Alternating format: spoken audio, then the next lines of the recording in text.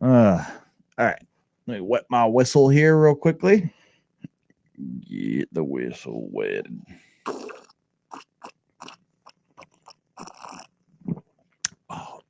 Oh, can you hear that swallow? ASMR swallow on the microphone. Oh, you don't have headphones on this time, but No. I heard it at the start of the other pod. Last pod. That's needed. Need some hair of the dog that bit me. That's what we need. We just need to get you going again. Yeah, honestly, that's what I needed. Just that sip alone of that pills. I'm ready to go. I'm rejuvenated. That's essentially a cocaine and beer form right there. Ready to go. Oh, this is what? Do you have some cocaine or something? Or yeah, you ready? no way. As soon as I said that, you're like, oh, that reminds me. I forgot that I did have. I got some Columbia Bam Bam. Do you have some headphones? Oh, is that some Kings and Daughter? Kings and Daughters. Wow. Some How about that? Frolic for us later once you finish that one. Oh, gosh.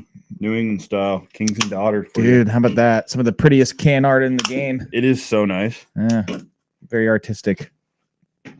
I believe Cascade Locks, if not Hood River. I think they're from one of the two.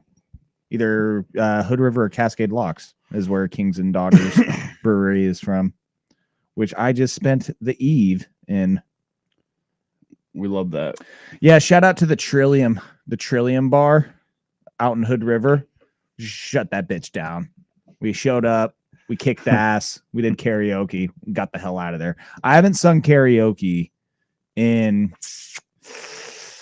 was before COVID. So, I mean, this could be 7 years. And my coworkers were determined. They were like, we are not getting out of this place until you Is sing. it just because they're trying to make it a tradition for you guys to do it every year, or is it because they actually enjoy doing karaoke? Oh, I mean, they enjoy it. Like my boss, he's like, he did 2 or 3 songs last night. Like he's in it. I mean, if you get drunk enough. Yeah, and I was at that point. I hit the pen. I was feeling good. Oh, I was like, I was like, all right.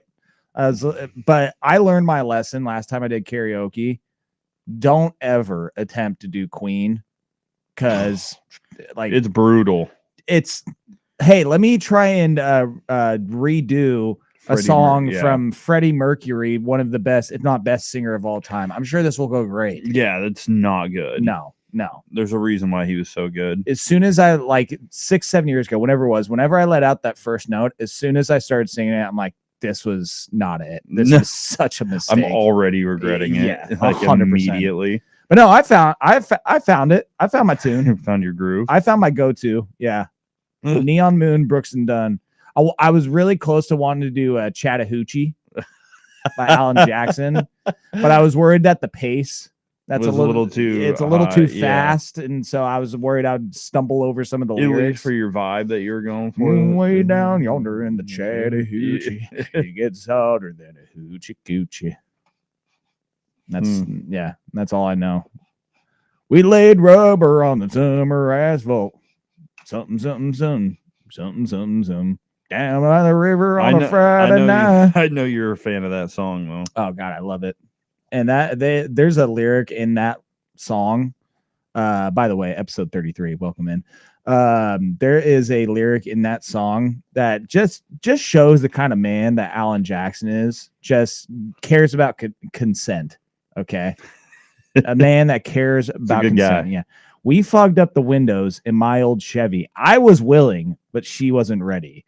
So I settled for a burger and a grape snow cone. I dropped her off early, but I didn't go home because he went down to the Chattahoochee. Of course. Yeah. He's like, you know what? I didn't get any skush tonight, but we're going to party down by the river. That's for sure. The Mississippi mud. Whew. But yeah, it was a good night. Got a couple paper planes in me, the official cocktail of Joe Fisher, and a couple beers, 1 shot of tequila, which was mistake. I love tequila and mixed drinks. Do not like taking shots of tequila though. Yeah, that's Yeah, I'm right there with you. Yeah. Shots Love of tequila, no thanks. Love cocktails with tequila in them. Yeah. But yeah, shots of tequila, no, right out. It brings me back to like college and like taking shots of tequila and then basically wanting to throw up right after. Yeah. College, and I can't believe this. Whenever I think back on it, we drank so much rum in college. And late high Kraken. school. Oh my God. I cannot believe how much Kraken I drank in college. I'm almost like, why? Why did I think this was a good idea? Like nothing good about it. Like Jack Daniels too. Spice rum. What is it? Captain Morgan. Captain Morgan. That's what I'm thinking of. Yep. Captain Morgan was, or was it Sailor Jerry's? Captain Morgan is what I'm like originally thinking of. Yeah. Okay. Sailor Jerry's was also big in the Cole Wanakee, Bryce Bailey household over right off 10th Street. I want to say in Eugene, right near campus. Yeah, a lot of Sailor Jerry's was had there. Bacardi Superior was also drank a lot. But now rum, I don't want to go near it. Like, yeah, you know what it is. Also, when I and you were in Maui at the same time. You go. The day that we hung out and I was just hungover terribly. I had Bacardi rum the night before and some IPAs and I blacked out. And so that was one of those moments where I'm like, I don't ever want rum for as long as I live. Absolutely not. Rum sneaks up on you, you know? No, that's going to be a no for me, dog. Yeah. As Randy Jackson said. What'd you do this weekend then? What did I do this weekend? I think it was just a soccer filled weekend because the boy he had a soccer game in Newburgh. Then we had to go to Salem early on Sunday. Like I think his game was at 9:00 in Salem, so that was like a 7 a.m. wake up call to get out of the house and get down there in time. Yeah. So yeah, it was a lot of football. Also stoked for Joey because my girlfriend right now is in Spain and she got him an authentic Yamin Lamal away jersey for like the tan ones that they have going right now. Oh yeah. She's like, do you think Joey will like this? I'm like, yeah, I think so. And if not, I'm going to smack the shit out of him. Yeah. He's going to like it. This isn't the color I wanted. And oh God, just belt to ass. If that's the case. Break out the spatula. I mean, it was nice enough that she offered to. Yeah, she had been talking about it. She's like, I want to go to the Barca store and get the boy something. So I'm like, hey, do you, boo boo? And so yeah, she got that. So yeah, it was a soccer filled weekend with football. Did you watch? You watch some games then? Oh yeah, I definitely I think Saturday we got back from his soccer game and it was like college football just all rest of the day. Yeah. Like that, I'm trying to remember. I don't know if it was the 12:30 games or if they ended at 12:30 or they ended at 4 or something like that. But I texted you as these were all wrapping up. They were ending around like 4. Yeah. So it was the 12:30 kicks. Yes. Yeah. Because there's a lot of good ones. There was about a 15-20 minute stretch of games that were all ending. It was the Beavs losing to App State. Dude, that was ridiculous. I just cannot. Did you put that on at all? Yes. That broadcast looked like a high school broadcast. It was so bad. It was like I literally brought their 17 backup cameras. I had it on my phone, and it was so bad that I was like, you know what? Fuck it. I'm going to Doc Parker. I'm turning on the radio and I'm listening to Mike Parker. I'd rather listen to that than watch this. It was how bad it is. Yeah, it was poor. Like, it made you feel bad for him. Yeah. So that was going down at the same time. I believe the end of the UCLA Penn State game was wrapping up. That wrapped up a little bit before. Yeah. It was all within like a 15 to 30 minute window where then Florida, Washington came back against Maryland. Florida took care of business there at the end. Yeah. It was, because I texted you right after that, and I was just like absolutely wild 30 minutes we just had in college football. Like it was an insanity. UCLA beating Penn State, Florida beating Texas, UW capping off their day, 24 unanswered to beat Maryland. Alabama beating App State. Virginia, Louisville went to overtime. That was a good little game. And I mean, you look at Virginia's schedule; they might have a nice little opportunity here to find themselves in contention for the ACC championship game. They could find themselves in Charlotte. Oh, dude, I could see it, which is wild. They have to play North Carolina, then they go to Cal, then they host Wake Forest, go to Duke, which is probably going to be the toughest matchup out of all that, and then they host Virginia Tech to end. Yeah, that's not a bad slate if you're the Cavaliers over there in Virginia.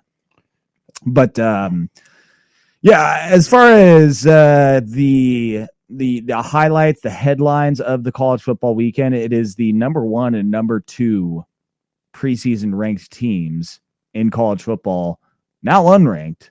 That was Texas losing to Florida, which a lot of people ahead of that game were like, watch out, this could happen. Like this is. I was definitely one of those people. I think the line was only like 4.5 or something like that going into it. Texas. Yeah. So it was stinky. I think it was 6.5 or something. It was stinky going into that one. 4.5 was Florida State's. So there was that, and then of course just the Penn State UCLA game. I mean, I watched a good chunk of that game, but I still don't understand how that happened. I do, but I don't. Like, it's just like how it was definitely a tale of two halves, and you could tell that Penn State came out and had no idea what Neuheisel's game plan was going to come. Who looks and sounds just like his dad, by the way. Like, it is bizarre. He had never called plays in his life.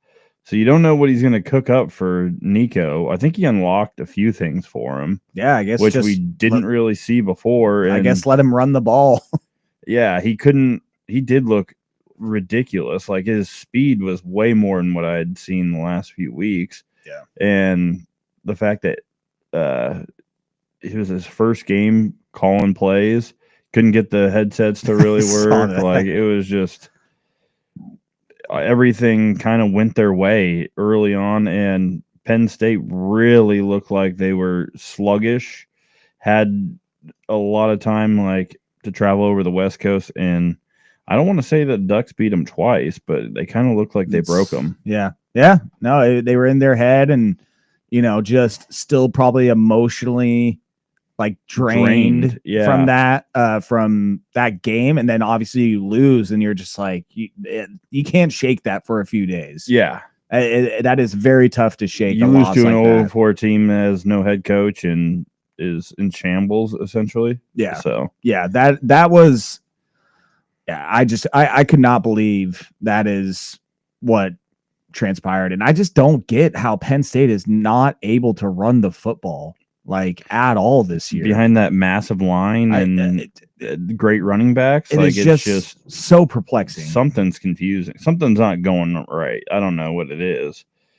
I was at the Coast and was able to place a nice few paper tickets. Some legal college bets. Legal paper, but I didn't have to go overseas for this. For those Chinook wins, they got rid of their sports book. Why?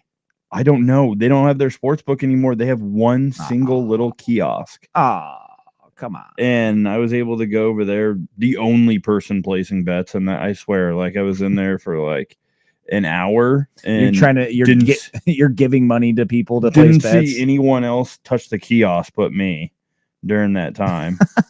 I was like, what is Come on. I was like, yeah. Be better, Lincoln City. They probably wanted to get rid of that sports book because it was taking up room for them making more money off the damn slots. Oh, yeah. Hey, man. They just replaced that whole area with a bunch of slots. Hey, that's it. When in doubt, put more slot machines in. So I think Spirit Mountain's the one you need to go to for a sports book now, other than A-Lene, of course. I might have to... honestly, it's a shame I haven't gone to Spirit Mountain, considering that my sister and brother-in-law and their family live in Willamina, which is 2 shakes of a lamb's tail away from Spirit Mountain. Real close, yeah. Yeah, but I can never get any of them to go with me. and or gamble with me. I really want to go to that sports book. I mean, my brother-in-law is always like, "Oh yeah, I'll go with you. Yeah, I'll watch you. I'll watch you like play blackjack." I'm like, "No, play with me." He's like, "Oh no, I'm not doing that." I'm like, "I'm not just gonna have you hovering over my shoulder, watching me lose money. Lose money with me." Okay, yeah, like, let's play together if you want to do it. That's what I mean. My first bet of the night was Colorado State, San Diego State over 41. Of course it was. I mean, that's a lock. And I needed 1 point in the second half. They were almost there by halftime. It was like one of the easiest bets I've made in a while. San Diego State covered it themselves, 45 points. Like, it was an easy 50 back in the pocket. But yeah, I made a couple, hit a little parlay. I went up 135 on the weekend. Oh, look at you. But definitely had some losers. One being Florida State, and Vanderbilt team total I lost as well.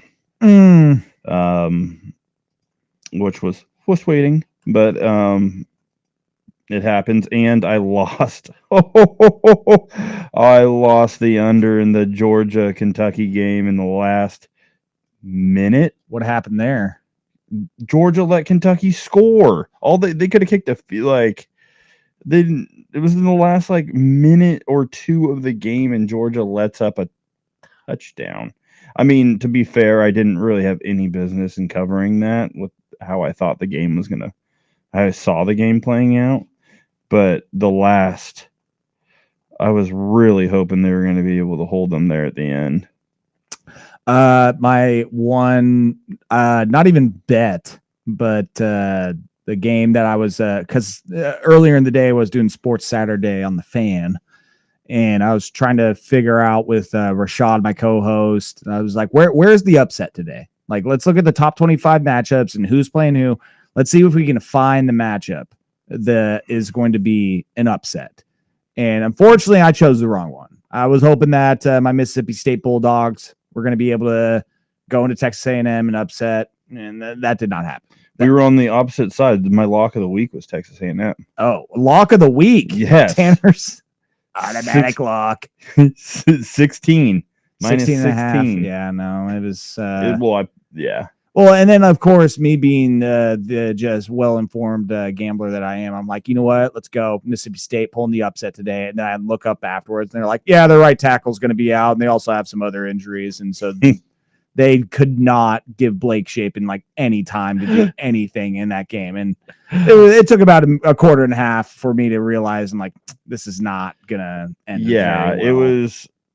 It was a perfect place to fade Mississippi State off of what I'd seen earlier. They were 5-0 against the spread this year so far. Yeah, they were, and they looked way better than what I believe that they were. And I think Texas A&M's a little underrated because I do think they are. Elko's got the boys playing some good ball. I think they're top 2 in the SEC. Like, who do they got this week? Right now. Oh, they got Florida. They're hosting Florida. Yeah, this is a sneaky letdown spot right here. Florida could be back at them.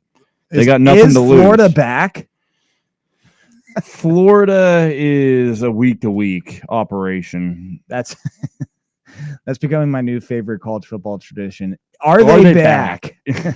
Is Texas back? Is Miami back? Even though they're number 3 in the country. Is Miami the best team in the country? No. Is it Oregon? No. Ohio State? Yes. You think Ohio State? Yeah. I do.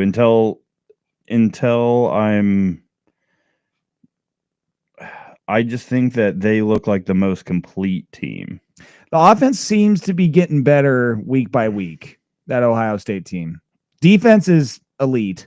But the offense, it's seeming to they have the best player in the country. Mm-hmm. And then I think they have the best defensive player in the country. Caleb Downs, yeah. And Arvell Reese is amazing. Like, I can't believe he didn't start for him last year. I was like I've been watching him play, and I'm like, he is exactly what you want for, like, he's an NFL linebacker. Like, he is an absolute game changer and someone I've been like hoping to get that body type on Oregon, and we just haven't like quite got to that. I know that there's not a million of those types of bodies, but the way he can rush, the way he drops him like back and pass, the way he just closing speed, the way he tackles, it's just really impressive.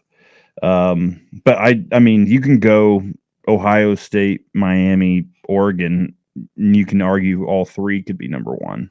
Yeah. I hear you as far as like not giving it to Miami. They have the best resume, but like even this weekend, it was like they were handling Florida State and then they tried to Mario it. I don't know if they have the step on your throat like type of close, because he's been doing that with a lot of these.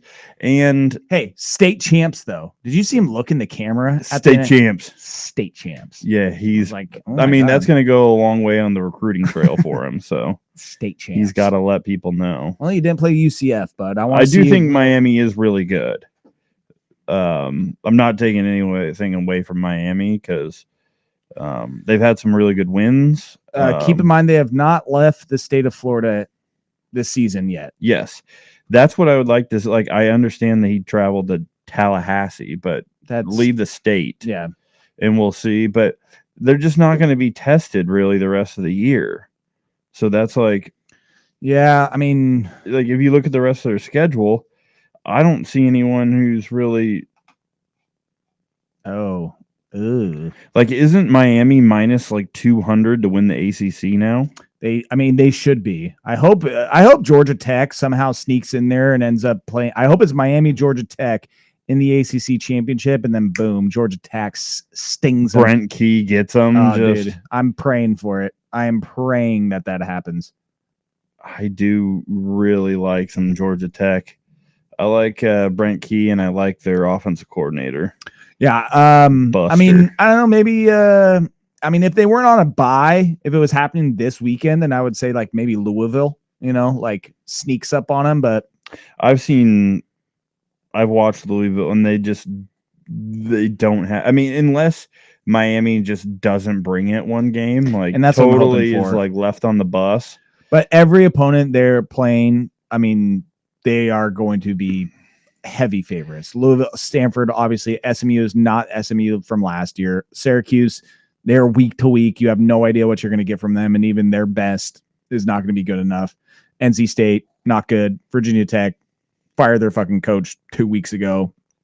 Pitt and Narduzzi, like, no. Yeah, that's a very favorable schedule the rest of the way. But don't you just feel like they are gonna Mario one of these?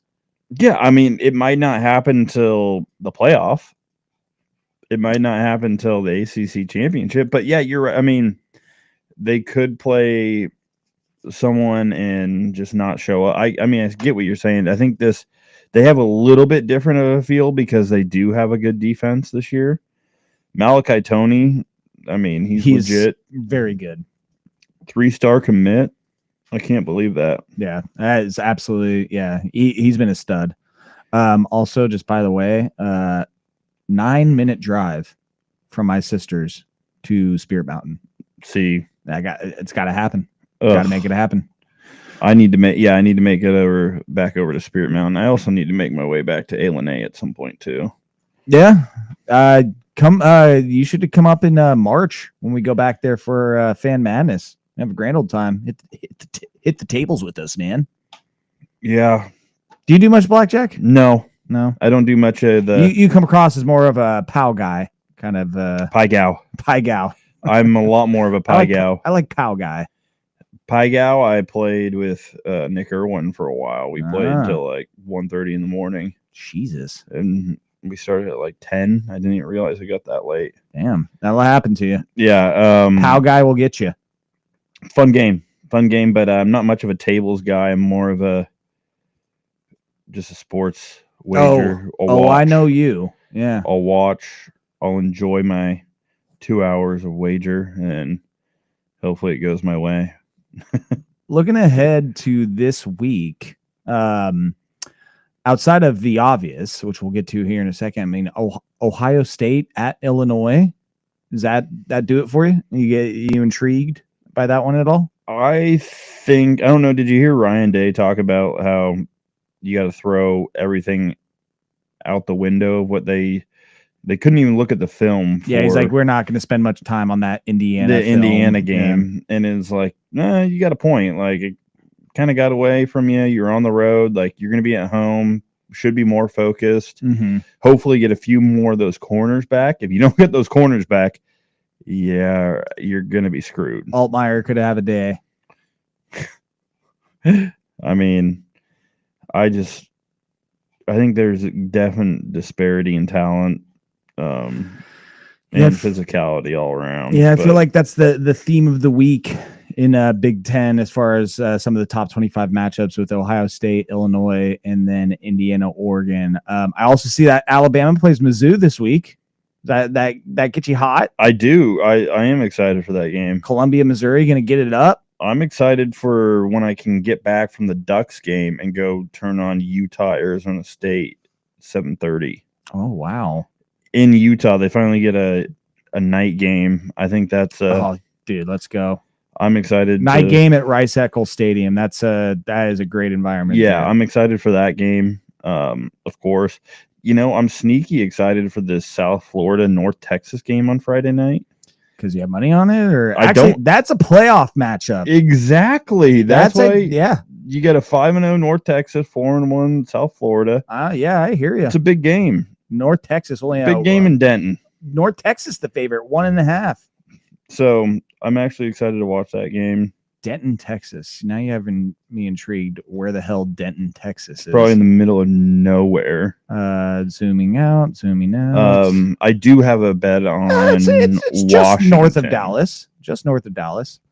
On Washington. Team total. Your Huskies? No. Who does Washington play this week? Rutgers. Friday night. That's right. Yeah. Could be a very sad night in Seattle on Friday. I have their team total. I know how injured Rutgers is right now defensively. And it could be a sad night for them. Traveling get ugly quick. Yeah. It's just I don't think good things are about to happen. Oh boy. I am excited for the Missouri-Alabama game though. That is a weird spread to me, 3.5. Yeah, I saw that. Yeah. The way that I think that this Missouri offense could give them a little bit of a problem. And if they can't get a pass rush on Ty Simpson, I think Alabama's going to have a good day too. It's going to shred him. Yeah, you're going to have to put some pressure on him because he can't sit back there all day and be able to throw like that. Ty Simpson has looked pretty damn good back there in the pocket the last few weeks now, where it's just kind of like he's definitely proven himself to be more than competent in the pocket. Well, let's not waste any time. I mean, there might be some other games in there that tickle your fancy, but this Oregon Indiana game day, by the way, gonna be there, gonna be on campus. The tail of the tape. Yeah, I just feel like this is a Jimmy's versus the Joes matchup. Like Oregon, as long as they don't do anything stupid and they don't, commit dumb penalties, or they try and go for it on 4th down a lot and they miss and don't convert them or turn the ball over. Like, just play a clean game. You should win this by 2 possessions, if not more. Well, I was shocked I don't know if you saw their pressure rate or Oregon's. They don't blitz that much. It's not very high. Yeah. And no, they have a couple sacks obviously on the season, but they are not a relentless, like, we're going to throw crazy stunts, and because we only rush about 4 each time. Yeah. Don't blitz a lot. Indiana, Fernando Mendoza gets the ball out 2.6 seconds, very quick usually. It's an RPO based offense, so they want to set you up with the run, hit you with the pass. Will our guys up front be able to just kind of destroy? I know the right side of the line for Indiana had a tough time last week against Iowa, or 2 weeks ago, I would say now. So there might be something there to exploit, but you got to think Kurt is like going to be looking over all their film that they've had and know that Oregon's looking the same thing, and they got to change some things if they're going to have any success. They're going to throw the kitchen sink at it, right? You're going to go ahead and throw in plays you haven't done yet, maybe some trick plays, maybe go for it when he hasn't traditionally went for it, maybe some fake special teams punts. Yeah, you got to find an edge somewhere. But we got to be able to put pressure on Fernando Mendoza because he can make all the throws. Like, he's been really good.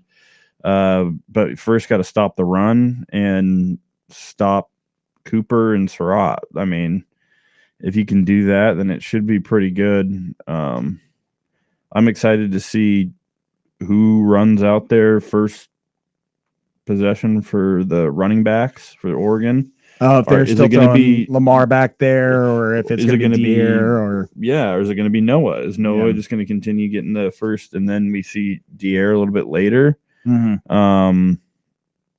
Can we? What I think we can do. Indiana's been so good defensively. They're the top team in the country in simulated pressures. So they like to show that they're bringing one thing. Indiana is, yeah. And then they'll show you load up the box and then drop off into coverage. But they've been really good up front. So can our offensive line, which is, I saw the tweet that we average, was it 49 more pounds on the line of scrimmage than them. So their biggest guy, I think, is 302 on the line, and our guys, the biggest, yeah.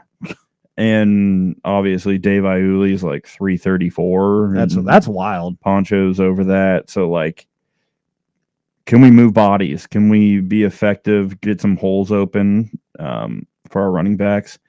And if we can establish a run, I feel really good about taking care of this secondary. D'Angelo Pons is coming off of injury didn't play in that Iowa game and is now expected to be back. They're All-American corner. So do I think that he's going to make huge of a difference?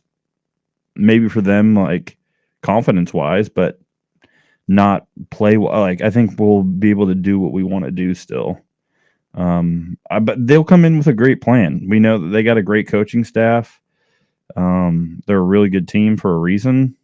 So can we be loud? Is there going to be rain that affects this game also? Like, since going to it, like, yeah, I'm hoping not, but in the forecast, it looks like it could be raining at some point. Yeah, Saturday, 40% chance of precipitation, it says. In Eugene? Yes, in Eugene. And the game is at 12:30. And it's supposed to drop off later in the day. So, I mean, it maybe a little smattering here and there of rain, but I don't.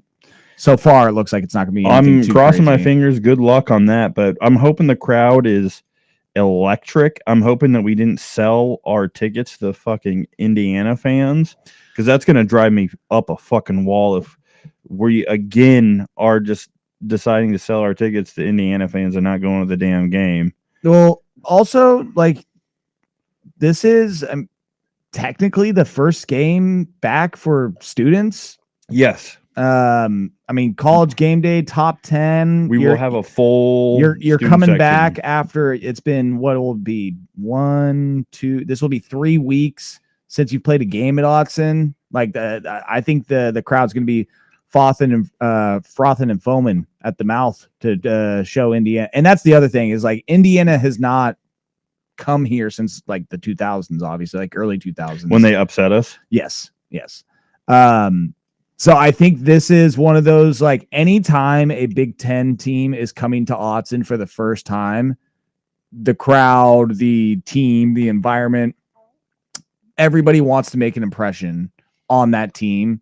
So that way they hear about everything about Autzen and they're like, oh, okay, well, it can't be that bad.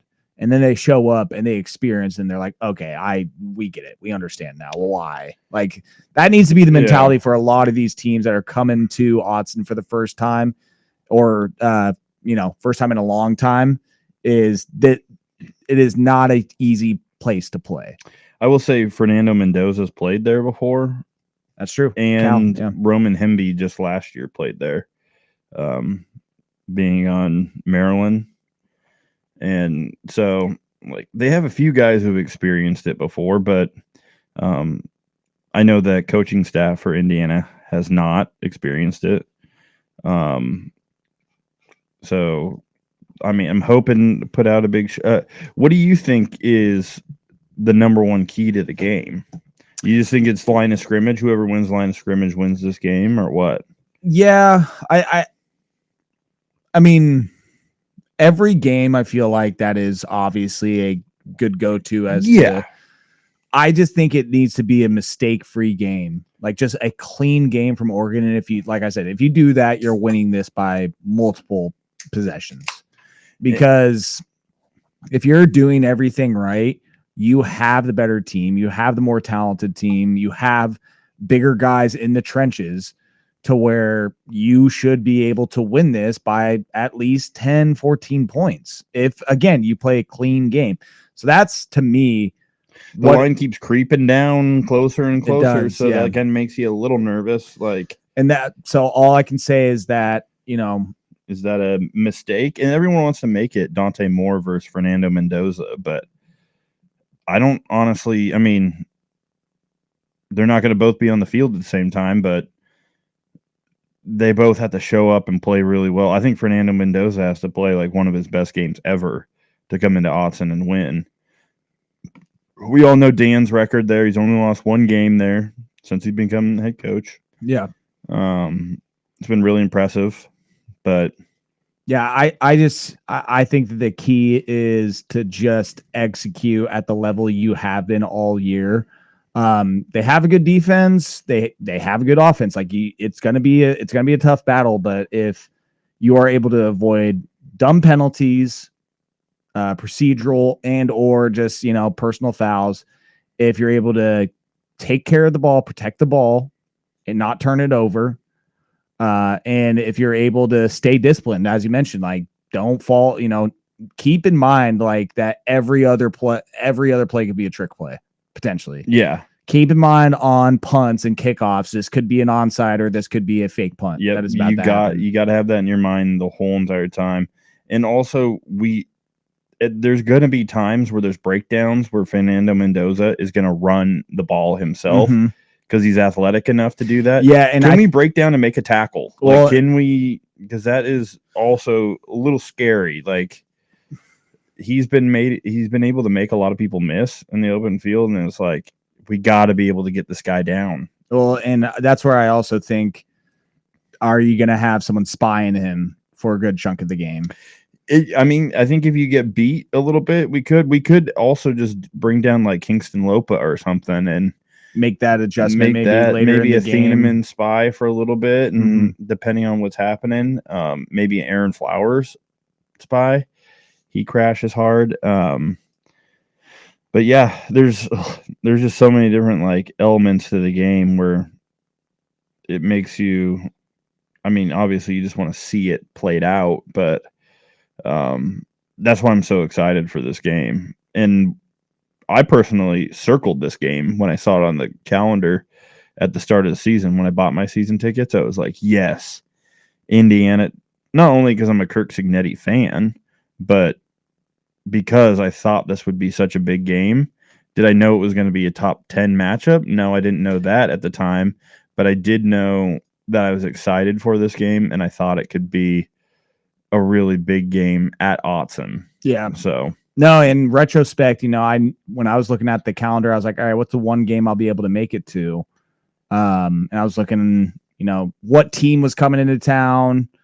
And I just figured, I was like, Wisconsin, I was like, they're not going to be that good this year. I was like, but there's something about having Wisconsin come in that I want them to experience. Like I was saying about Big Ten teams coming here for the first time. It's like they should travel well to us. Yeah.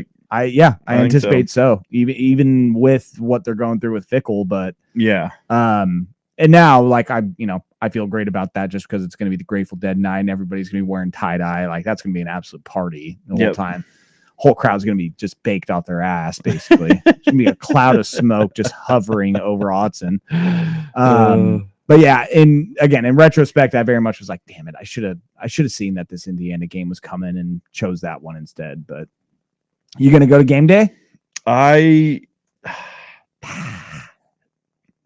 My dad doesn't really want to go. If it was closer, if it was closer to the stadium and not on campus by like Lillis, I would definitely go. But I went to the Penn State game day. I feel like I've done my game day this year. You checked your game day box. I checked my game day box. But I will be down there tailgating during that time.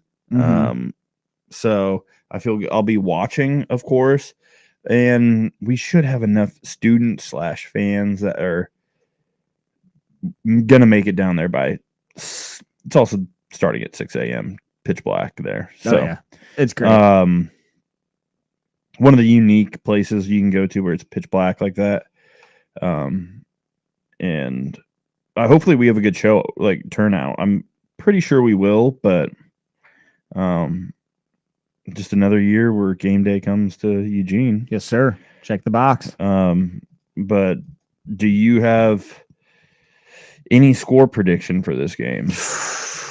Score, I'm going to go Ducks take care of business 34-24.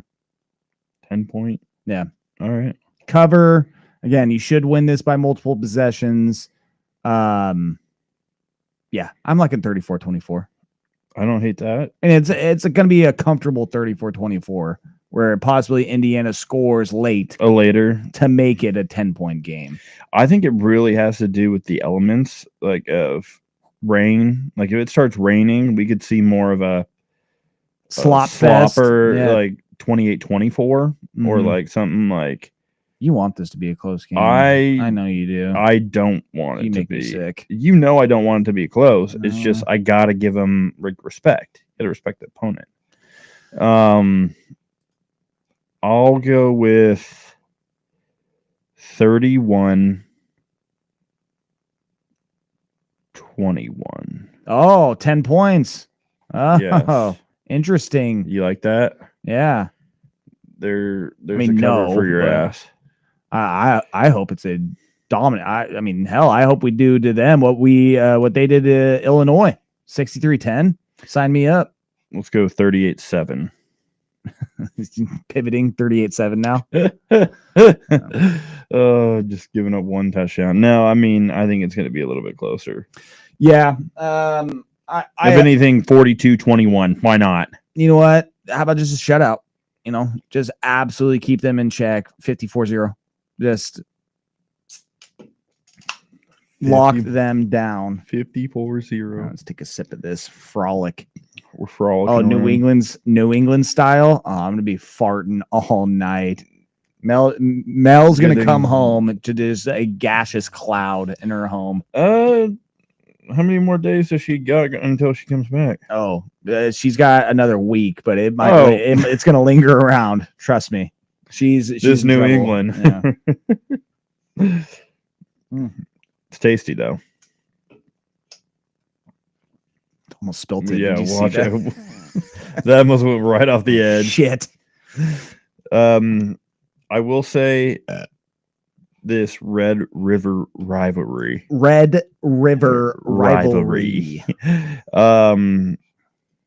a little bit interesting if Mateer makes it back and he's not playing. Somewhat.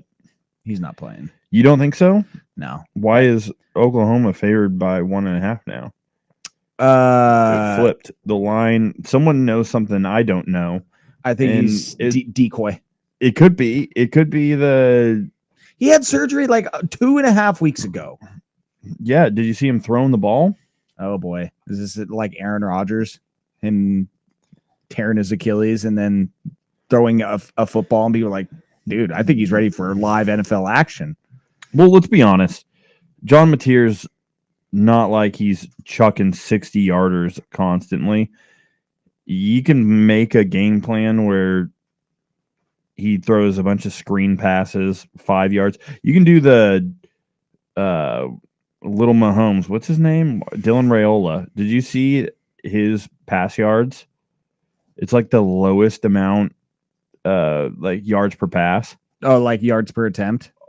At one point, I think he was like negative yards because he was doing like all screens because of how bad that weather was last week with Michigan State. Oh, like air yards or whatever. Oh, like he's not passing the ball above the line of scrimmage. Like it's all behind the line of scrimmage. That's great. But you could do that with Mateer because Mateer's so dangerous with his legs. Like it might be better than Hawkins.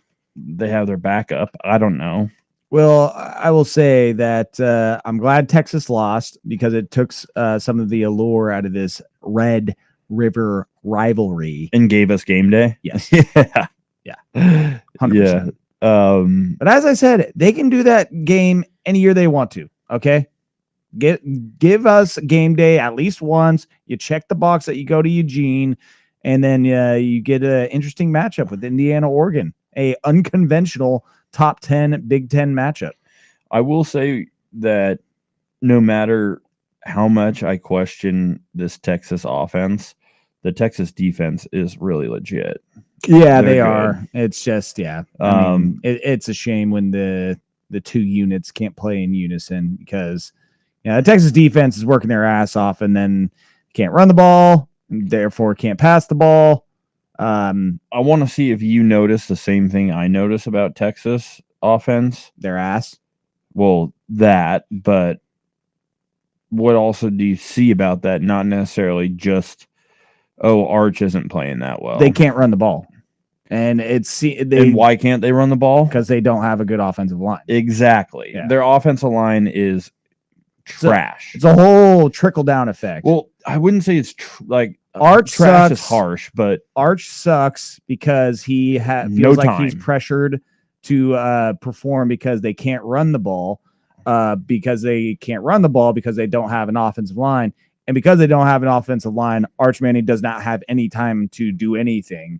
Therefore, he sucks. it's easier to game plan for him. Yeah. So, I don't know if Ohio State showed the game plan right away. It was like week one, makes Just it a little fluster 'em. harder. Yeah. Is Texas Cheeks. Yes. going to be able to recover and make the college football playoff? Oh, dear God. Let's take a look at the schedule. What do you think? No. I'm looking at it. No, that's not happening. I'm looking at the schedule right now. I mean, even if they win against Oklahoma, they still have to go to Georgia. They have to play. Also, what do you think about Georgia, though? Defense does not scare me. Offense has been pretty damn good the last few weeks. It looks like they're kind of they got a white running back, so that kind of scares me. They also have Gunnar Stockton, who does not scare me. I mean, he looked pretty good against Tennessee. I'll give him that. And it was at home, or no, that was at Tennessee, actually. Excuse me. But he looked good against Tennessee. Maybe not as much They against shouldn't have won Alabama. that game. Yeah. I mean, I hear you. Tennessee should have won that game, but Georgia should have a couple losses in that column. Oh, I get you. I mean, Austin P. They only beat them 28-6. So, this is the most gettable Georgia team that might not make the playoff, too. Even though I saw someone tweet out that they think that 6 SEC teams could make it to the playoff. Well, I mean, if you look at the top 25, I think there's 6 teams in the top 13 or something like that right now in the AP poll. They're always going to get that. It's like it's it's funny. None of them are in the top 3, but number 4, number 5, number 6, number 8, number 10, number 11, number 12, and number 14 are all SEC teams. How many losses can you have to make the college football playoff?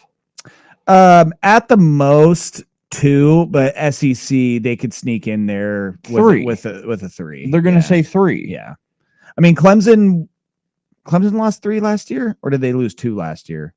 But I know they won the and I know they won the conference, but didn't they go into the conference championship game with 3 total losses? I think you're right. Yeah, and they lost the first game of the year against Georgia last season. So yeah, I mean, bare minimum or maximum rather is 3, but you better be either the best 3-loss team in the SEC or you're winning your conference, plain and simple.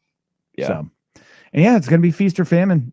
throughout the next couple of weeks. That's the fun part is when we get to this point, we're like, okay, we have this many teams that are ranked in the SEC, but this is when shit starts to get sorted out.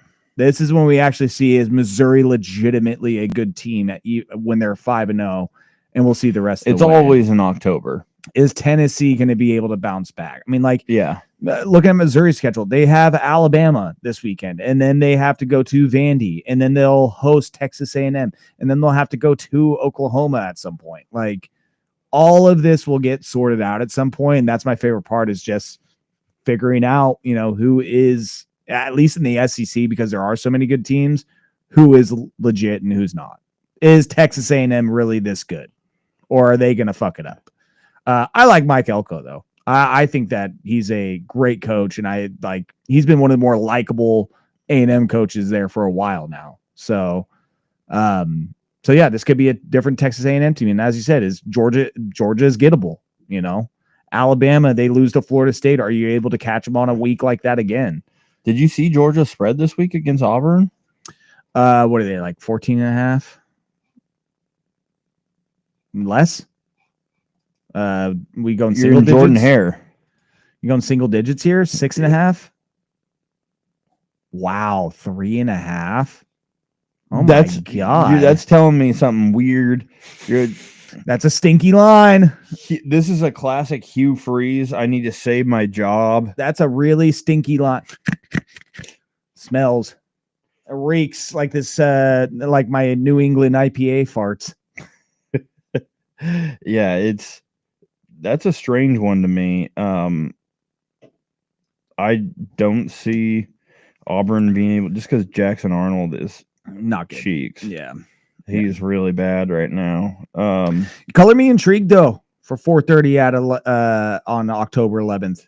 To keep an eye on that one. That and Michigan USC. Another good one. I mean, is it that battle for the fourth best team in the Big Ten? Yes. Yeah, let me look at I'm curious. But also like Maryland, Nebraska, the battle of 4-1 teams play each other earlier. I'm kind of intrigued by that game. Yeah, I mean, you have a lot of good matchups in the Big Ten this week. Washington is playing Friday against Rutgers, and that's kind of a ho-hum game. But oh god, I felt that coming on. Sharon Moore really got kind of got Lincoln Riley fired up enough for him to kind of clap back. What happened? At Sharon Moore saying that the Coliseum is only sold out because they're playing Michigan. And Lincoln Riley is like, I don't care what he has to say. Basically just being a little bit. He sounded just like him. Just, yeah. I thought Lincoln was in the room with us. I love it. I love shit talking ahead of football games, whether it's players or coaches. I love like just passive aggressive jabs. It's my favorite. Just the shit talking and be like, oh, they better be ready for us. Bulletin board material. I'm like, oh, okay. You love a nice bulletin board. Oh god, I love it. Like in the NFL this week, you see what Rico Dowdle is saying? He's running his mouth. Rico Dowdle is saying about the Cowboys. He's like, they better be ready for me. Yeah. The guy has 1 200-yard game, and he's like, oh, they better be ready. I can't believe Kyle started Rico Dowdle too this week in our fantasy league. Yeah, Rico Dowdle. Let me see if I can find the quote. He said, get your seatbelt and buckle up. The Cowboys just bring seatbelts on the sideline. They're just, yeah. George Pickens said, nah, we're buckled up every week, bro. I don't really know. Of course, George always. I don't really know what he meant by that. I just know we're going to try to come out there to dominate and compete. Let's go. We got LSU, South Carolina, too. Who would have knew I would have cared about Cowboys Panthers so much going into this week now? Yeah, that's rare. Are you going to give me anything on this USC Michigan or what? It's a 2.5 point spread to USC. Man, I just wonder if Michigan has the offense to keep up with USC. There's a part of me that wonders, like, this game's kind of like, push and pull for like 2.5 quarters, and then USC just starts to make some inroads and get into the red zone, score some touchdowns, and Michigan's not able to replicate that. That's how I feel I see this game going. I don't want it to go that way. I would hope Michigan goes in there and just fucking dominates them. But I mean, as much as I love Bryce Underwood, the offense has not been world beaters at Michigan this year. Did you see that game at all last week? Against Wisconsin? Yeah. Yeah, I was watching it a little bit. Because Michigan had way too many drops. Just as a team, like, they cannot have that many drops. Yeah. Their wide receivers started playing better in the second half, but in that first half, they were it started so slow and so many missed opportunities. Also, Bryce Underwood was firing him in there, but yeah, I feel like he does not have much touch. Sometimes they're 5 yards away and he's just absolutely breaking fingers out there, just bullet in there, and it's like, all right. Yeah, I just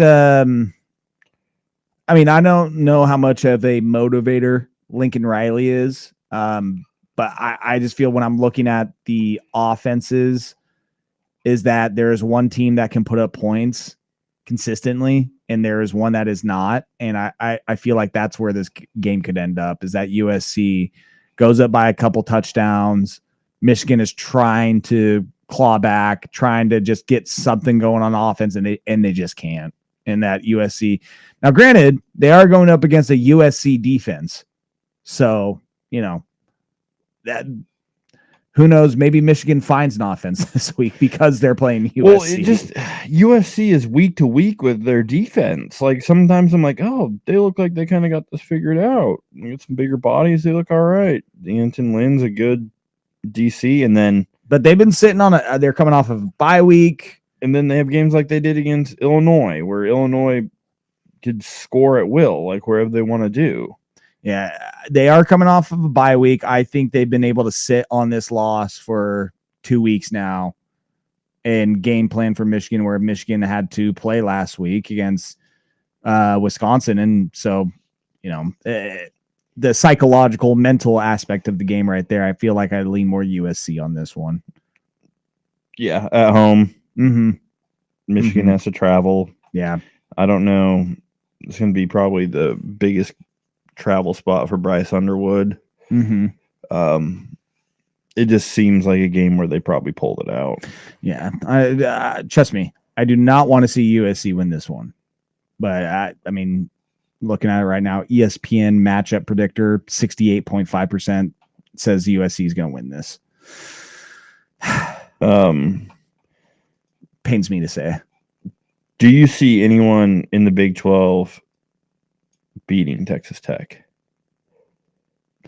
At this point, let me look up their schedule. Texas Tech has not had a single one possession game this year. Texas Tech has looked very dominant. Yeah. And it's again really surprised me. No zero possession or no one possession games this year at all. Every win has been by at least 2 possessions. That Utah game was really funky up until the fourth quarter.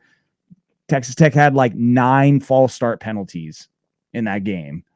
What happens when you go to Rice? I was going to say it. Not exactly surprising, but still, that game was a mess for 3 quarters, and then Texas Tech was able to just run away with it. I mean, you play again, that 4:30 slot against Kansas. It's going to be a good one. I mean, maybe BYU gets them.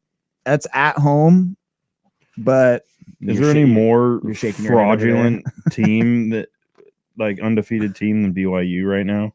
Hey, you got the power of Joseph Smith behind them, okay? Dude, look at their goddamn schedule that they played so far. Who BYU's played so far? All right, let me take a peek here. It's a fucking they played joke. Hawaii and no, it was Portland State. Hey, Vikes, they got a tough squad over there. Stanford, East Carolina, Colorado. They West barely Virginia. beat Colorado. Yeah. in Colorado. That's a not good this fraudulent year. 5-0 if I've ever seen one. Yeah. Okay.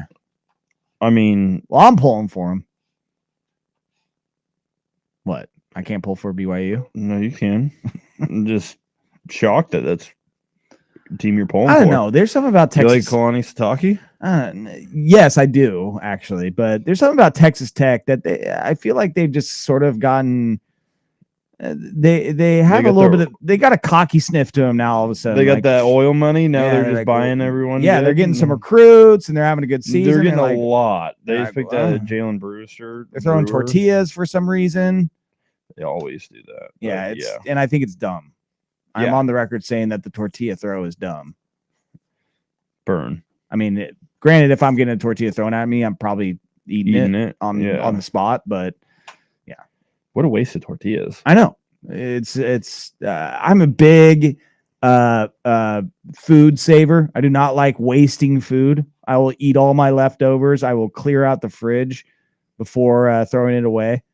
And so for them to just haphazardly throw tortillas onto the field like that, it doesn't sit right with me at all. What other games are happening this week that's got me worked up? I'm looking here. Oh, Washington State's got to go to Ole Miss this week. I mean, Ole Miss is going to crush them, but that's interesting. Wazoo making the trip. It's just bizarre seeing that at week 7 of the college football season that Wazoo is going to Ole Miss of all places. Yeah,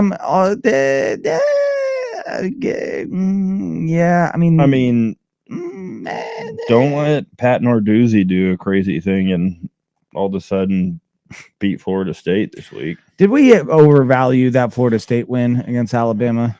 I think we all did.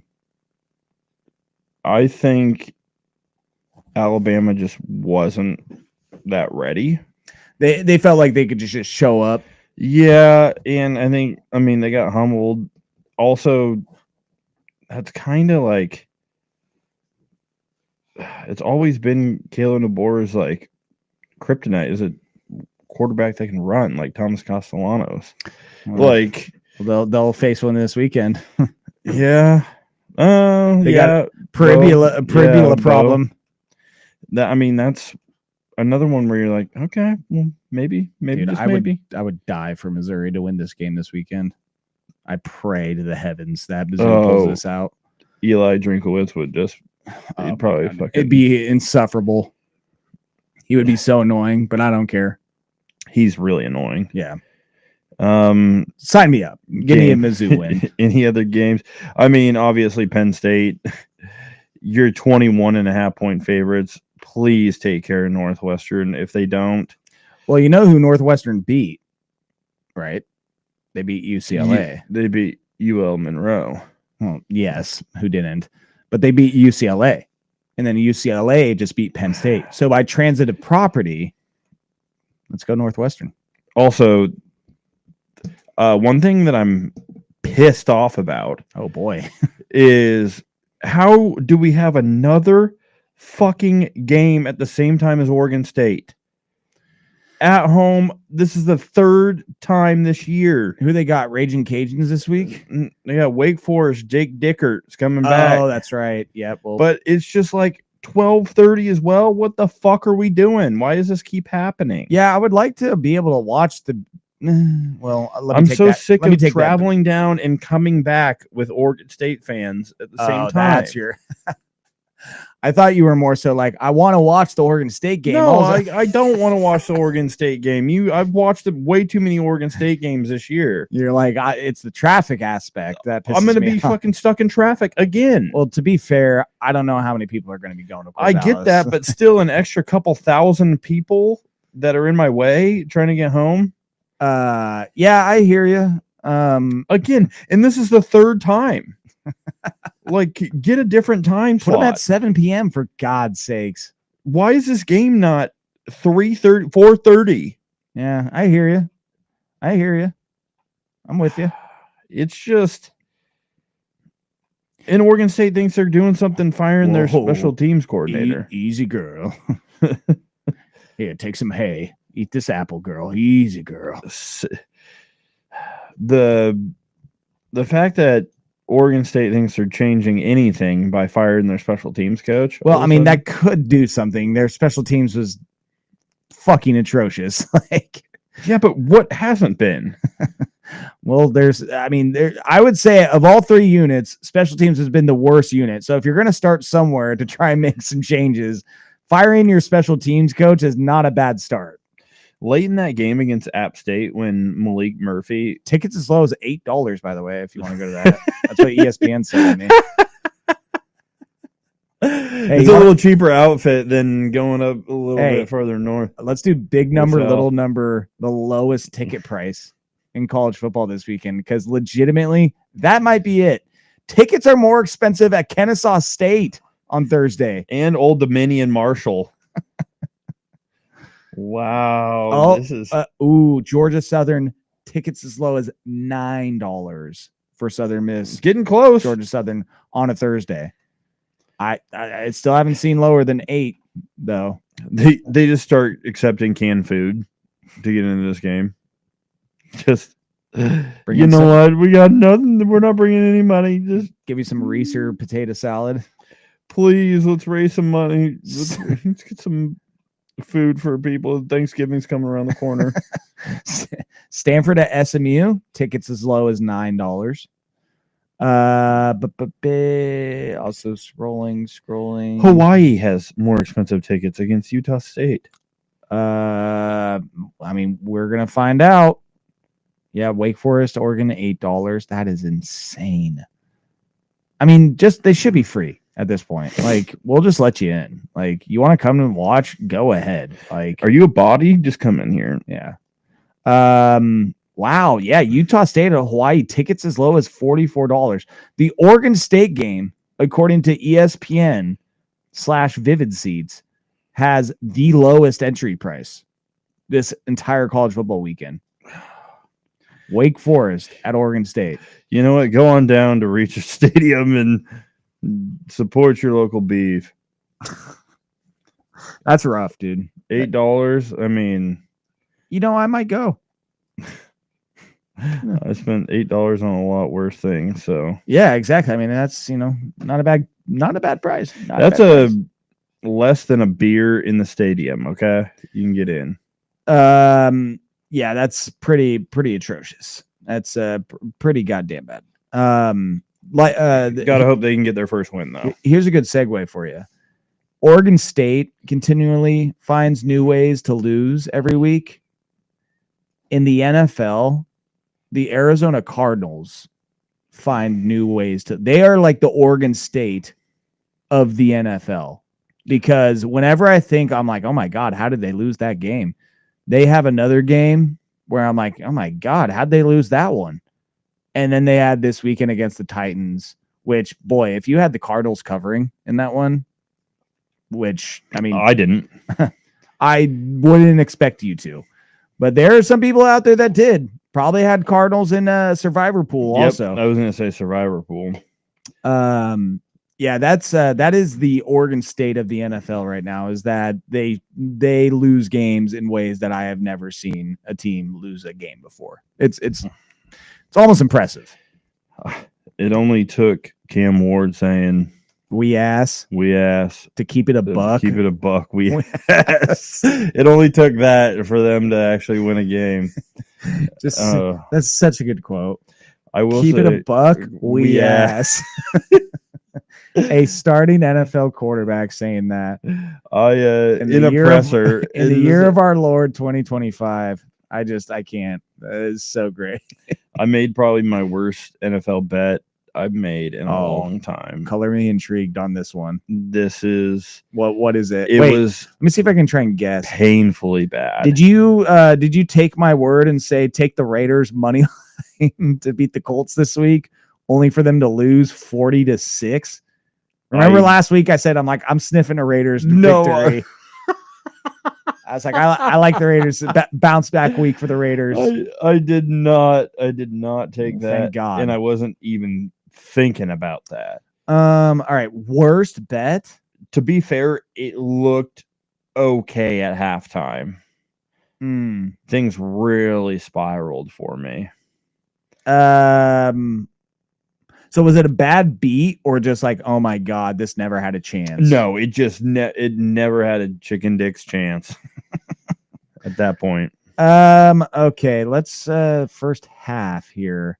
And you're also, sure it wasn't the Colts Raiders? Yeah, the first half of this was lucky that they scored a last like 30-second touchdown, or else there would have been 13 points scored in the first half. Well, Cowboys did score a late first half touchdown against the Jets. Is that to be all right? Did you take Jets straight up? This is an over under. Oh, okay. This is a point total. Point total. Okay. So didn't have a chicken dick's chance by the beginning, by the first half. Well, the first half looked all right. The second half, we just nothing. Everything went out. It went out the window. There was not a chance this was going to. You know, I'm looking at all the games right now. I mean, did you go Giants Saints? I mean, there's nothing I'm seeing where the scoring just went to a complete halt on this. What was it? I had under 43.5 in Seattle, Tampa. Oh, and it was there was 13 points scored in the first half with a late Seattle touchdown in that like last minute of the half. And I was like, all right, well, 20 points. It could be worse. Just got to kind of keep on this. And then absolute fireworks. Yeah, here's the second half. Seattle touchdown, Tampa touchdown. Seattle touchdown, Tampa touchdown. Seattle touchdown, Tampa Bay punt. Seattle touchdown, Tampa Bay touchdown. Seattle interception, field goal. I never saw a second half where I was like, that was a great game. This is cooked. No, it was an awesome game. I caught the tail end of that because I think that was in the 10 a.m. or 1 p.m. window. It was in the later window. Okay. I caught a good chunk of that. Oh, I know what happened. Sunday nap creeped in. Sunday nap creeped in. Woke up around like 2:30 or something like that. And then it's like you're watching golf every like Sunday nap. Pops in.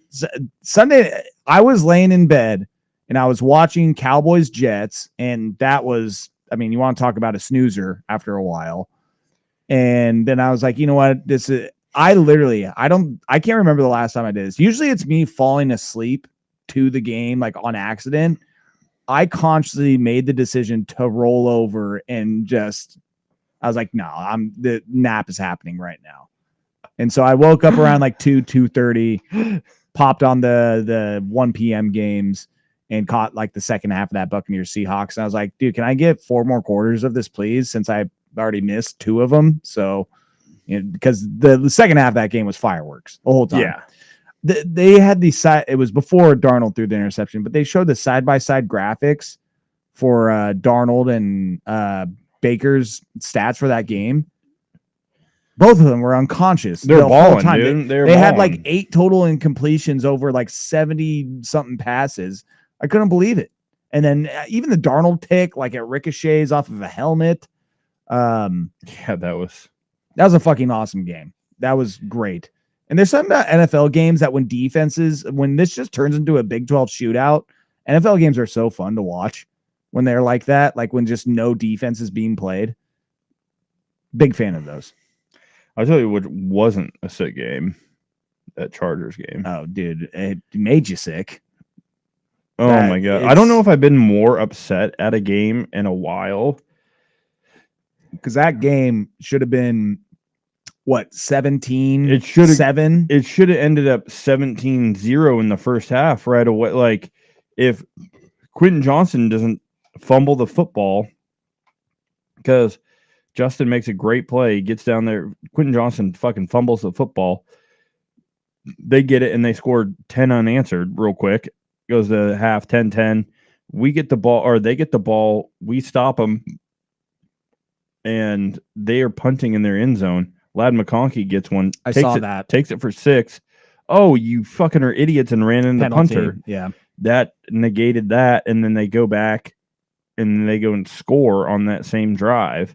And then just the injuries keep mounting up. We played 3 different guards in that game, right guards. 3 different right guards in that game. Yeah, it's patchwork. We're on our 3rd and 4th string tackles. Yeah, it's right now, and then Amarion Hampton doesn't play the 4th quarter because he rolls his ankle and goes to IR now for 4 weeks.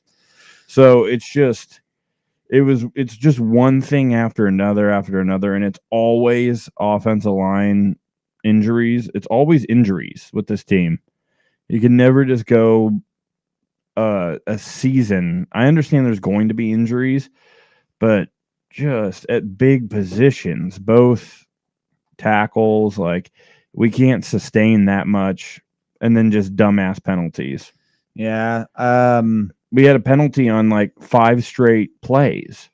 Yeah, there's part of me that's just like I definitely feel bad for Herbert as far as like what he has to deal with, with that offensive line. He has to get the ball off so quick now. We had 3 different guards in that game, right guards, and also 2 new tackles. Pipkins keeps going in and out of this game, and we got guys I don't even like. We got right guards moving out to right tackle so we can put in a new right guard, and it's just like so frustrating to watch, and because this team can be so good, but they're only as good as the players that they have available, and it's just like you're seeing it with the Ravens now too, and I was gonna say I'd feel I feel bad for Herbert having to deal with that, but now I am looking at multiple pictures of Madison Beer and can't feel like too bad for him. He actually went over and kissed her. I saw that, dude. That dirty dog. Dude, that's the new power couple in the NFL. Fuck Travis and Taylor. It's all about Justin and Madison. It's for the younger generation. Dude, she is. What a life. What a life. Good for Justin, though. He's just a kid from Eugene. That was the president of the fly fishing club at Sheldon High School, baby. And now look at him. Chess champ. Let's fucking go, Justin. It's frustrating, but so you gotta keep moving on. You gotta. Yeah, let me move on down her timeline and look at a few more photos here. 40 million Instagram followers. Jesus, what does she even do? She's just a professional hot. She's a singer. She sings? Yeah. She's got music, bro. She's about to put out an album, just like Taylor. Does she really? Yeah. I have not seen. I asked that same thing, and Alyssa told me that she was like, "Yeah." I just looked at like 80 pictures, and not one of them was she holding a microphone in any one of them. Not in a music studio. She sings. Yeah. I'll take your word for it. Voice of an angel. Yeah, literally all the top 80 pictures that show up in Google, not one of them is she holding a microphone. Not even performing at a concert, nothing. I'm just telling you what I heard, man. Here's one of her eating a popsicle. Okay. Anyways, could have sworn we were talking about football. Yeah, we're gonna have to get you out of that. Yeah, my bad. All right. Dylan Gabriel made closing the tab. Tab's closed. Yeah, and it was pretty conservative. They just didn't want him to throw an interception. And he played fairly. He did what they asked him to do. He didn't do anything too crazy. He didn't do anything that would give up a game. But he didn't throw Jerry Jeudy the ball enough. I'll say that. But it didn't lead to a fantasy loss. So we're okay. We're all right. Still got the dub, but yeah, if you can find Judy a couple more times. Your team is hilarious. How you keep squeaking out some dubs. Squeaking out. We lost week 1 on Monday night because of fucking Aaron Jones. So I don't want to hear this. All right. If I would have lost a second game on a Monday night on some bullshit, I would have not been happy. But Dylan Gabriel, it was fine. It was whatever. Shedeur Sanders is going to be playing some games at some point by the end of the season. What? Yeah. It's not like Dylan Gabriel is not just going to start shredding defenses.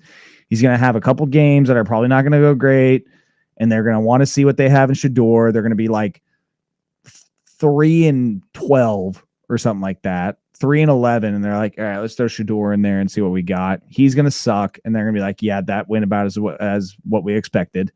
And then they'll be drafted number 1, and then Dante Moore is going to join the quarterback room. Hey, by the way, quick. I know this is kind of off. I'm looking at this Liberty score right now. Liberty, Yeah, because I got Limu, Emu, and Doug. Their kicker's name is Jay Billingsley. No way, Jay Billingsley. Billingsley. And they have a guy who got an interception named Jaquavius Marshall. Jaquavius Marshall. Billingsley kicks for Liberty. So Jay Billingsley.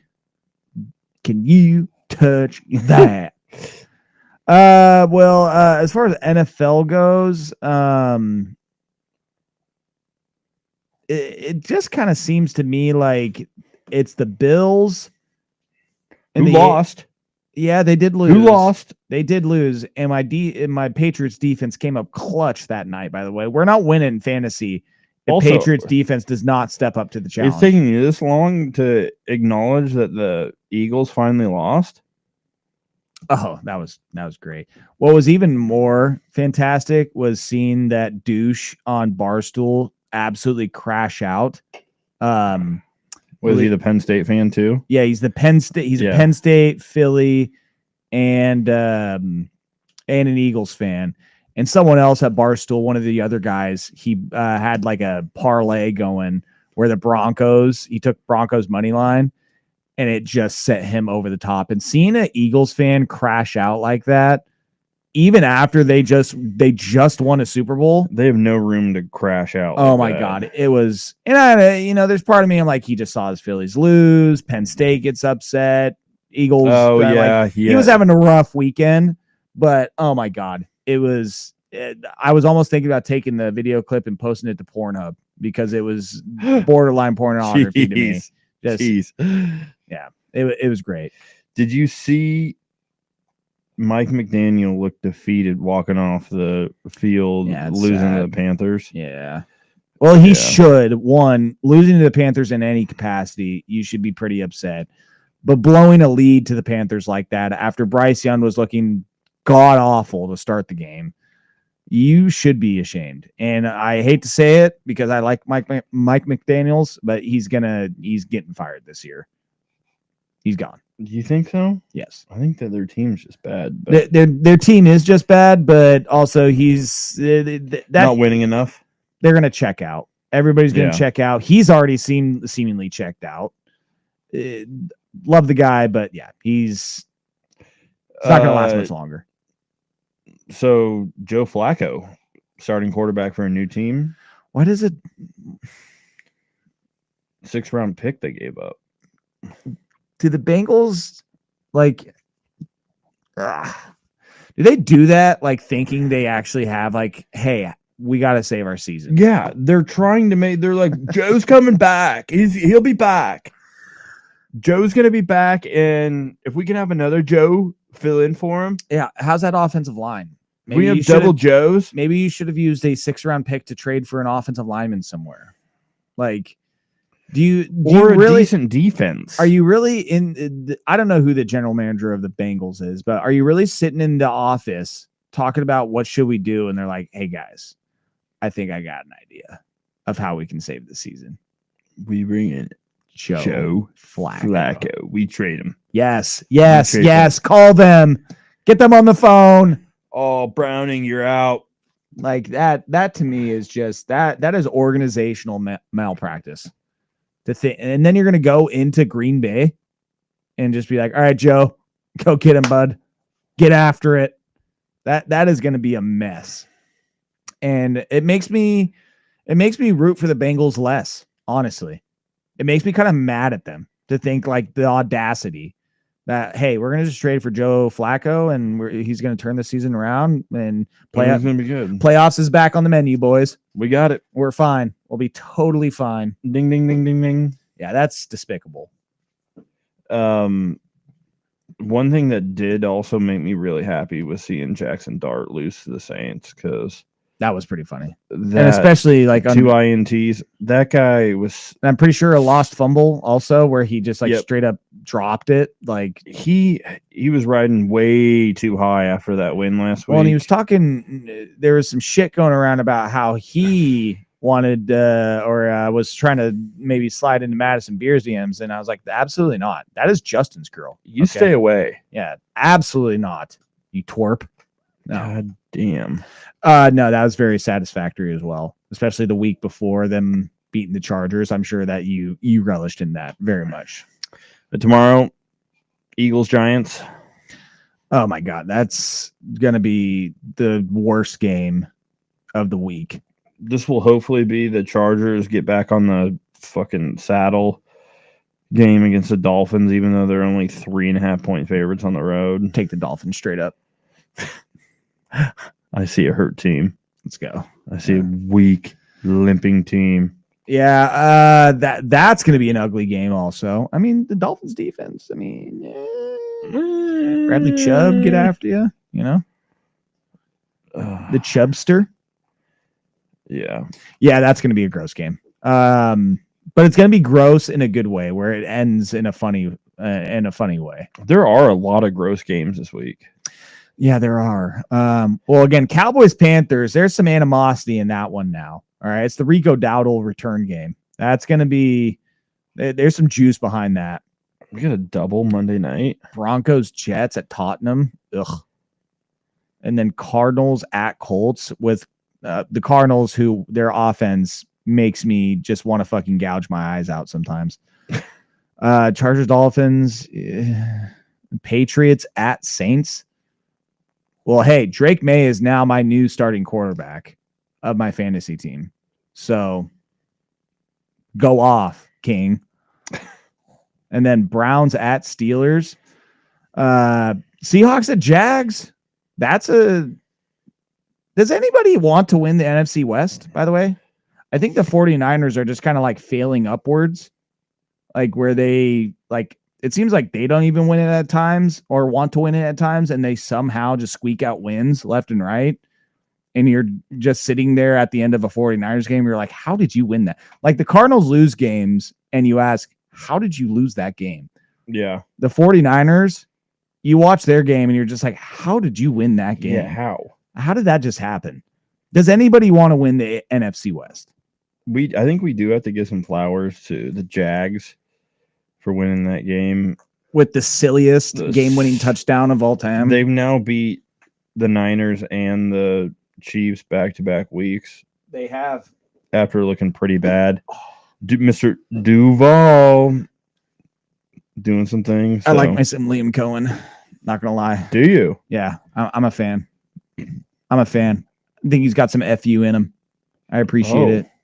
Yeah. He's like a little trash talk. I was worried that going into the season that I was like, I don't know. Does he, have some attitude? Is he a leader of men? And I feel like he's shown that this year.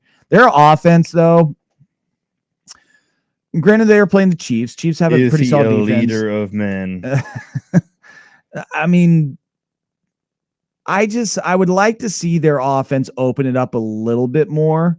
But also maybe Trevor Lawrence, he just does some things out there where it's just like, dude, what are you like instead of like just hitting the check down to get like 6 yards, he tries to throw it in the back of the end zone for Brian Thomas, incomplete pass. He runs it out of bounds when he's not supposed to on plays. He's running for his life and is diving forward and is probably going to get another concussion by the end of the season. Very suspect for him. Yeah. Like Trevor Lawrence running that offense sometimes, and again, some of the play calls, I'm just like, they won the game, they got it done, and they made some big throws, big plays at the end. But there's something about the Jags being 4-1 where I'm just like, dude, yeah, that you technically have won, but at what cost? Like it has been a mess. I feel like for that Jags team, but hey, they're 4-1. 4-1. That's all you can ask for. Yeah, Rams at Ravens. Well, the Ravens have half their team on IR. Titans at Raiders. God. Bengals at Packers. 49ers Bucks will be interesting. Lions at Chiefs. Chiefs going to 2-4. Can you imagine? I mean, sign me up. Yeah. I mean, I think my prediction on my show that I do on the Fan was a Lions-Bills Super Bowl, and I'm feeling really good about that at this point. I'm feeling real good about Lions and Bills being in the Super Bowl, which would be a fucking awesome Super Bowl matchup. Sign me up for that 10 times out of 10. The thing is like so early right now, like 5 games in, 6 games in.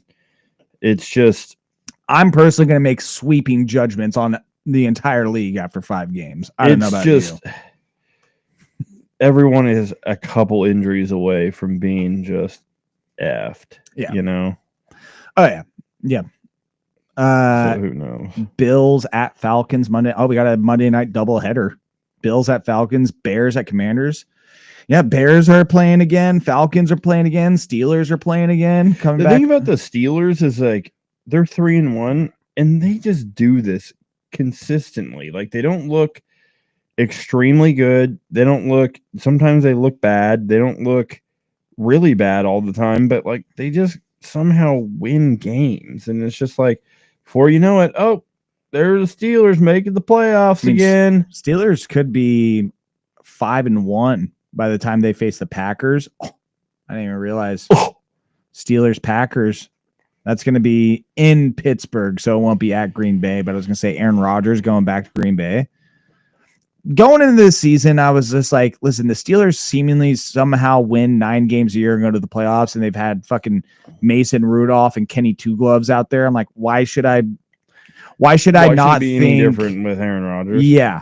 I was like, this is probably the best quarterback that they have had since Ben Roethlisberger retired. I was like, I know he's older, but I was like, why should I not believe that they're going to just do this again? The same thing they've been doing for years. Yeah. And it's like, all right, well, you got a good kicker. You got good special teams. They do have a good kicker. You got a good defense. They do. Boswell. He can boot him. It's just like, it's pretty crazy. All right. Well, what was it? Been an hour 40 almost for us. Yep. Yeah. I don't know about you. Anything else you want to get to? No, I mean, I think we pretty much covered it. I'm just, pretty pumped for this Blazers Warriors preseason game going on right now. You want to get into that? Yes, I do. Yes, I do. Blue Jays eliminating the Yankees. Want to get into that? It happened? Wow. Oh, Blazers just destroying the Warriors right now? Yeah. Yeah, I mean, looking at the schedule, I don't know if there's anything college football-wise that's standing out to me that's going to... Duop Reith, 8 points. That's classic preseason Duop Reith in full form right there. 2-2 from downtown. Yeah, I'm just giving a quick scan of the that Florida Texas A&M game might be intriguing. I'll have an eye on it, but I don't know if we're gonna get another Florida victory. Taking a look.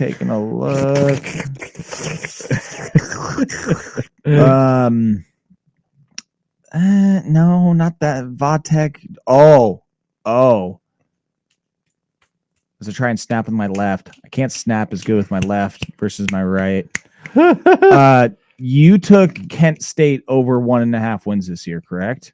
I didn't. You did not? That wasn't one of your bets? I didn't, but I knew that they were 1.5 wins. That's been a big point of a big topic on primetime because Suk and the former producer took Kent State over 1.5 wins, and they play Massachusetts this week. They're bad. They have a chance. They need a big game out of Darius Clark. Kent State has a chance. I'm probably not going to watch that game, but I'll make sure to know what happens. I'll check the box score. I'll check the box score. I don't think I'm going to be looking at the replay, but I'll keep an eye on what's going on there. The All-22 is probably not going to make it this week, but no. What's our Thursday slate of college football looks like? Louisiana Tech, Kennesaw State, go Owls. East Carolina at Tulane, Jacksonville State at Sam Houston, Southern Miss at Georgia Southern. Yeah, that all tracks. Oh man. That's just a solid Conference USA Sun Belt American Conference Thursday night. Malachi Nelson gets subbed out. Oh God. The 5-star. Hey, next step is for him to play tight end somewhere. Take the Ty Thompson route. Yes. Go It's transfer. he's more of a wideout body. Yeah, exactly. Malachi. He was, exactly. Wasn't supposed to be recruited as a quarterback. All right, let's wrap this shit up, eh? Yep. Okay. We will catch you next week. Have a good time at Ducks, Indiana, in game day. Thank you, sir. It will be hopefully amazing game. Say hello to Sue for me. I will. And we'll catch you next week. Peace. Peace.